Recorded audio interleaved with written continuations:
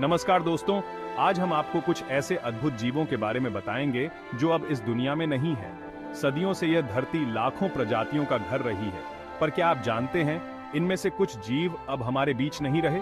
चलिए जानते हैं इनके बारे में और समझते हैं कि प्रकृति के संतुलन को बनाए रखना कितना जरूरी है।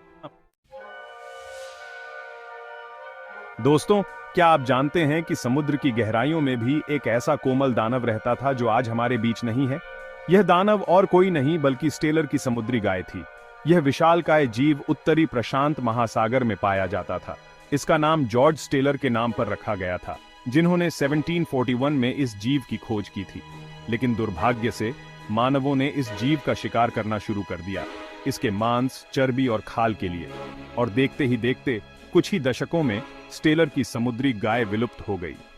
यह घटना हमें याद दिलाती है कि प्रकृति के साथ हमारा रिश्ता संतुलित होना चाहिए। दोस्तों, आज हम बात करेंगे एक ऐसे पक्षी की जिसकी कहानी मॉरिशस द्वीप से जुड़ी हुई है।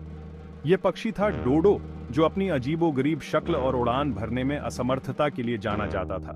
डोडो मॉरिशस द्वीप पर ही पाया जाता था, जहां उसे किसी भी प्राकृतिक शिकारी का डर नहीं था। लेकिन 16वीं शताब्दी में जब यूरोपीय नाविक मॉरिशस द्वीप पर पहुंचे तो डोडो की शांत दुनिया बदल गई। नए शिकारियों जैसे कुत्ते, बिल्ली और चूहे ने डोडो के अंडों और बच्चों को अपना शिकार बनाना शुरू कर दिया, और देखते ही देखते डोडो की संख्या घटने लगी। आखिरी बार डोडो को 1681 में देखा गया था। आज डोडो विलुप्त हो चुके जीवों का प्रतीक बन गया है। दोस्तों, क्या आप कल्पना कर सकते हैं कि आकाश में इतने पक्षी हों कि वे सूरज को भी ढंक लें? यह कोई कहानी नहीं बल्कि हकीकत थी। यात्री कबूतरों के जमाने में यह पक्षी उत्तरी अमेरिका में पाया जाता था और कभी दुनिया का सबसे ज्यादा संख्या वाला पक्षी था।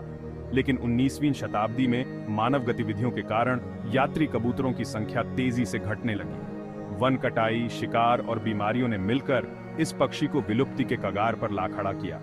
और देखते ही देखते जो पक्षी कभी अरबों में था, वह कुछ ही दशकों में विलुप्त हो गया। यात्री कबूतर की कहानी हमें बताती है कि प्रकृति का संतुलन कितना नाजुक होता है।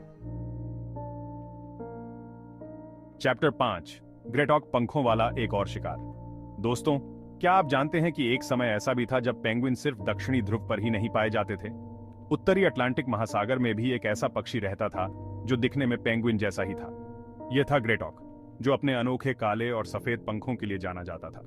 लेकिन 18वीं शताब्दी में ग्रेटॉक मानव लालच का शिकार बन गया। देखते ही देखते ग्रेटॉक विलुप्त हो गया। ग्रेटॉक की कहानी हमें बताती है कि प्रकृति के प्रति हमारी जिम्मेदारी है। चैप्टर 6। दोस्तों, आज हम आपको एक ऐसे जीव से मिलवाने जा रहे हैं जो डायनासोर के जमाने में धरती पर घूमता था। यह जीव था पेरिपैटोस, जो दिखने में एक छोटे से स्तनपाई जैसा था। पेरिपैटोस के जीवाश्म बहुत कम मिले हैं, लेकिन यह अपने समय में बहुत सफल रहा होगा। पेरिपैटोस की कहानी हमें बताती है कि जीवन कितना अद्भुत और अविश्वसनीय है। लाखों साल पहले जब डायनासोर धरती पर राज करते थे, तब भी छोटे छोटे जीव अपना अस्तित्व बनाए हुए थे।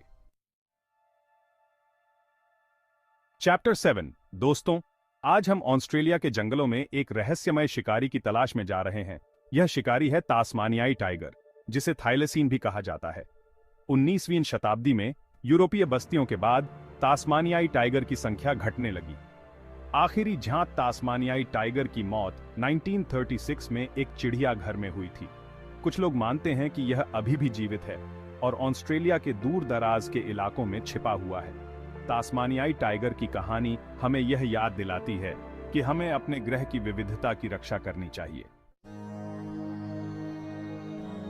चैप्टर 8।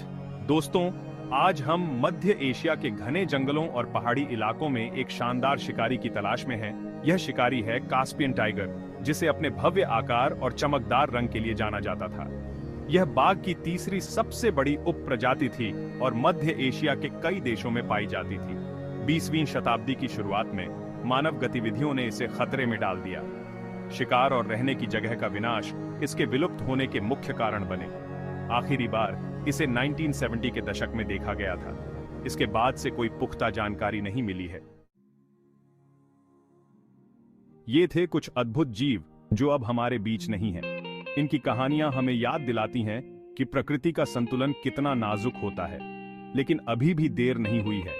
अगर हम आज से ही प्रकृति के प्रति अपनी जिम्मेदारी निभाना शुरू कर दें, तो हम अभी भी अन्य प्रजातियों को विलुप्त होने से बचा सकते हैं। हमें यह समझना होगा कि हम इस ग्रह पर अकेले नहीं हैं। अगर आपको यह वीडियो पसंद आया हो, तो लाइक और सब्सक्राइब करना न भूलें।